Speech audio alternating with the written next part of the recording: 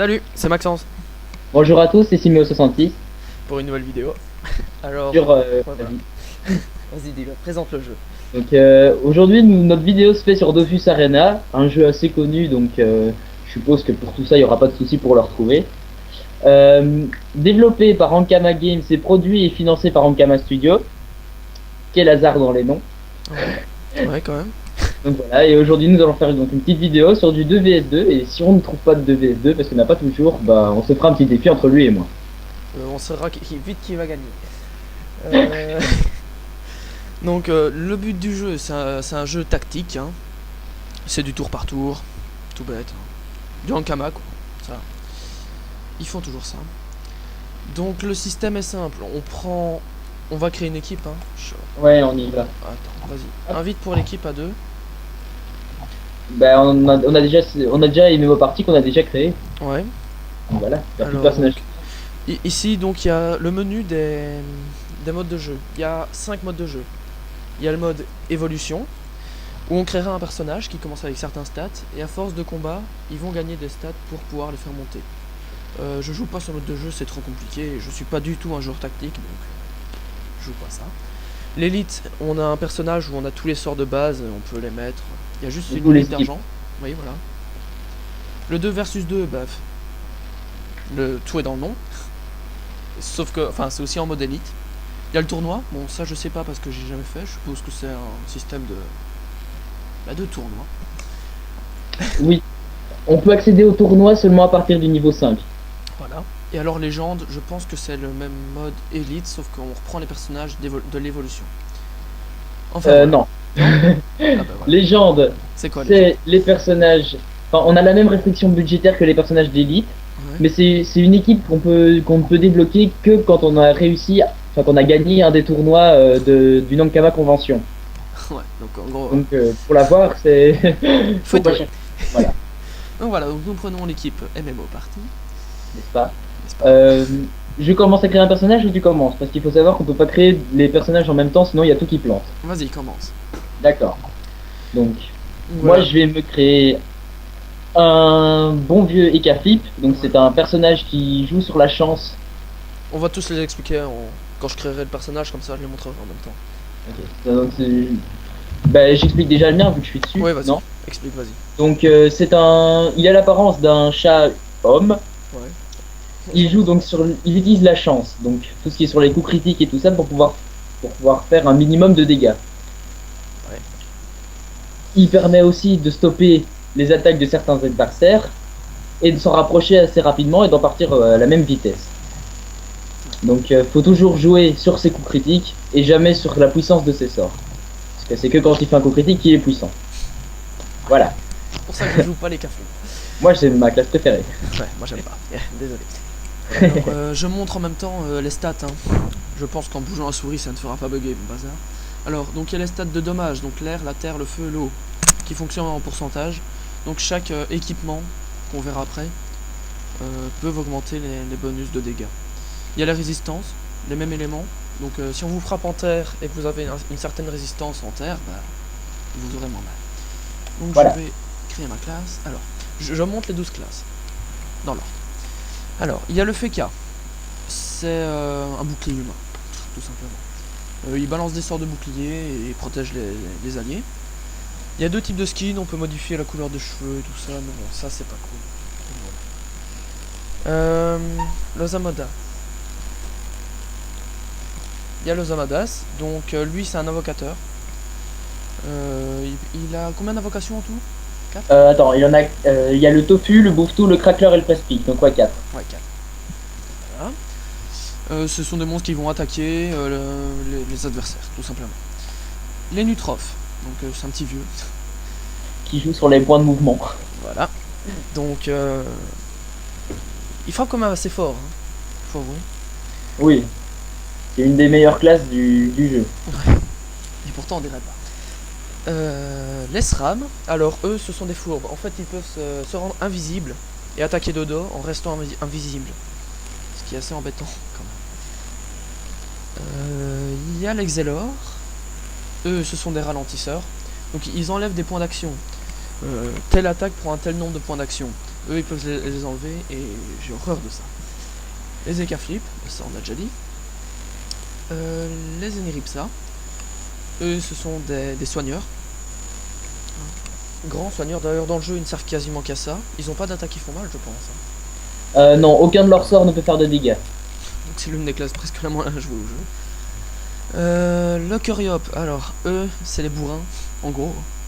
C'est les gros chevaliers qui attaquent au corps à corps assez fort. Pour sauver leur belle. Ouais, si c'est une femelle qu'on joue, parce que dans le jeu c'est femelle. Oui, désolé. Oui, comment? Et elles sauveront leur beau. Voilà. Alors, le Kra, bah, vous l'aurez reconnu avec le sigle, hein. C'est un archer. Beau, hein. Attaque à distance. Et des attaques pouvant faire reculer la cible aussi. Parce qu'il peut pas attaquer au corps à corps, donc... Voilà. Sauf si on lui met... il joue aussi sur les pertes de points de portée. Ouais. Et sur sa propre portée à lui. Donc, voilà. Il peut se rajouter de la portée. Alors, le soulier Sadida. Alors, ça c'est une classe utilisant la nature comme puissance. Elle peut faire des poupées. Alors, il y a la bloqueuse qui va bloquer les coups. La sacrifiée qui va venir s'exploser à côté de l'ennemi. Et la folle. La folle qui va enlever des PA, je pense. Hein. Oui. Voilà.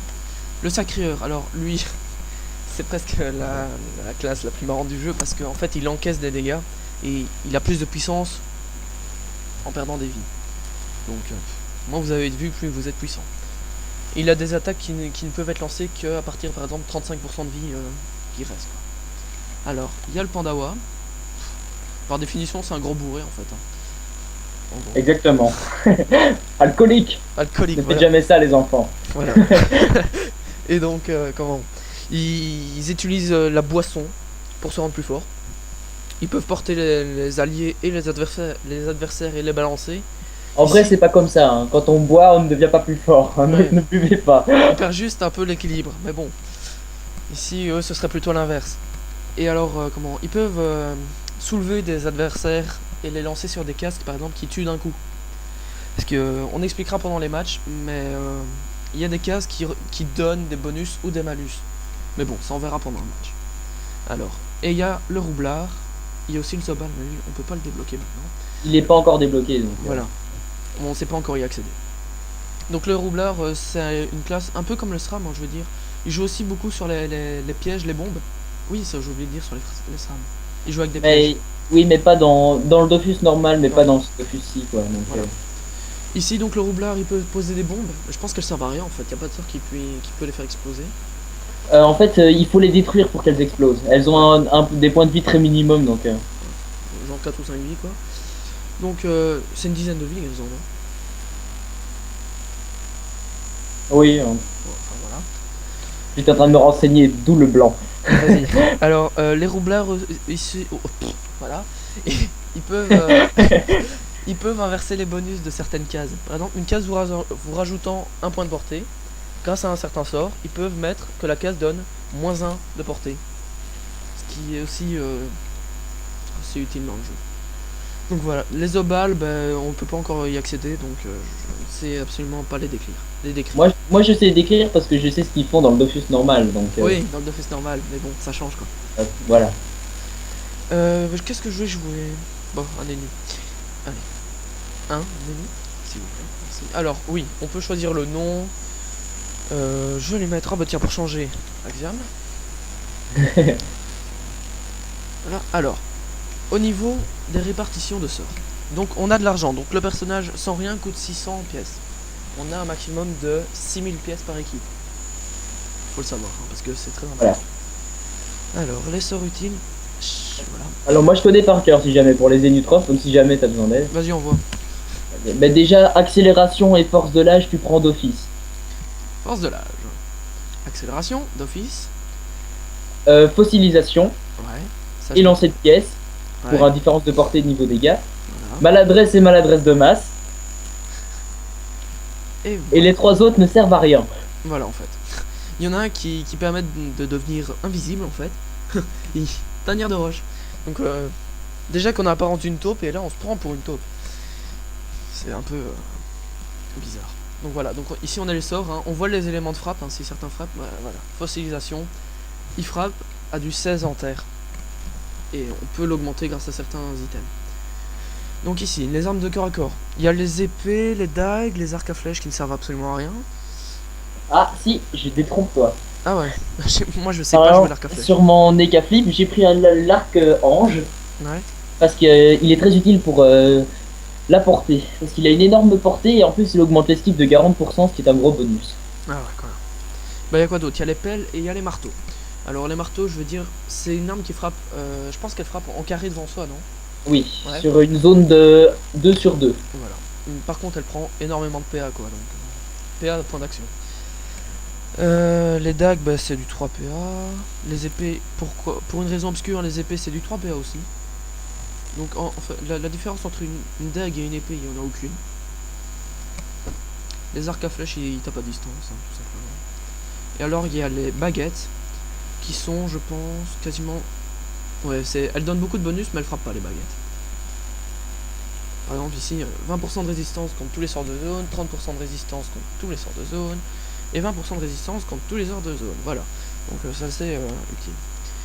Il y a les familiers. Eux, ils donnent des bonus d'initiative, donc qui permettent de commencer en premier le combat. Ou des malus d'initiative pour commencer en dernier. Il y en a certains... Bah oui, Sherkan, bah oui, mais pourquoi pas. oui, hein. Je connaissais Sherkan dans la jungle, mais Sherkan, non. Alors, le Moon, par exemple, qui donne un PM et un PO. Donc le PM, point de mouvement, et PO, point de portée. Certains qui donnent des blocages. Par contre, celui-là, mais il ressemble à rien. Le Réocule. Ouais. C'est un truc avec une boule derrière. Voilà. Très recherché niveau la forme. Le Coco. Ils aiment bien remplacer les R par des W. Hein. Il y a les Wabit, les Coco, les Kawakwape. Désolé. Il fallait que je le fasse. Et il y a des monstres qui donnent de la résistance. Les fameux boacs. Et le Quoko, qui donne 20 points de vie et 15% de résistance. Voilà. Et sinon, voilà. Donc moi, j'en mets pas parce que, bof. Il faut en mettre un pour les tenues. Alors, pour un ennemi, je te dirais de prendre le Moon. Ah ouais. Allez, un petit Moon. Pour le PR. Je vais te dire ce qu'il te faut en fait pour un bon ennemi parce que c'est assez bizarre. Ouais. Tu dois prendre la guenille comme cap, Ouais. comme coiffe la coiffe du bouffetou parce que tu as besoin de 7 PA d'office et de dégâts dans les deux éléments où tu peux frapper. Ouais. Et un Vulbis ou... Et un Vulbis comme Dofus. Alors oui, je continue l'explication. Donc, il y a les capes hein, qui servent à se couvrir le dos. Qui donnent de nouveau des bonus, des PV, donc les points de vie, les bonus d'attaque, oui voilà. Les coiffes, bah pareil, et les Dofus, qui sont les fameux œufs, Voilà. qui donnent, ici par contre tu les as gratuitement, mais partout. Donc il y a le Dofus Kawot qui donne 15% de dégâts partout et un portée. Le Dofus Emerald plus 45 en vie, souvent utilisé sur sa crieur comme un... Ouais. Le Dofus Pourpre qui lui va donner 30% de dégâts en terre et 30% de dégâts en feu, c'est pas négligeable. C'est très intéressant même. Le Dofus Turquoise plus 30 en CC, toi tu l'as sur ton écage je suppose. Exactement. Voilà, le Vulbis plus 2 PM, ça c'est surabusé. Et le Dofus de glace, 30% en air ouais, et en eau. Donc voilà. Alors l'épée, on va pas enfin, corps à corps on va pas en mettre, hein, ça sert à rien. Non, ça sert à rien. Voilà. Donc normalement, une fois qu'on sera en jeu, tu devrais avoir un total de points de mouvement qui peut aller jusque 12, pardon. Voilà. Et normalement, moi, je devrais taper du 19 deux fois. Donc ceux qui jouent au jeu Dofus normal, 12 PM c'est plus qu'un tofu normal. Attends, plus simple, je vais créer un deuxième menu, comme ça on pourra bloquer les mouvements des adversaires. Eh ben vas-y. Hop. J'hésite à faire une coupure parce que sinon ça va durer trop longtemps. Oui, on va faire une coupure ici. Voilà. Allez. Donc ça fait combien de temps que la vidéo a commencé? Je ne sais pas, je te dirai pendant la on regardera pour la coupure alors. Ouais, allez, Allez, tout de suite. à tout.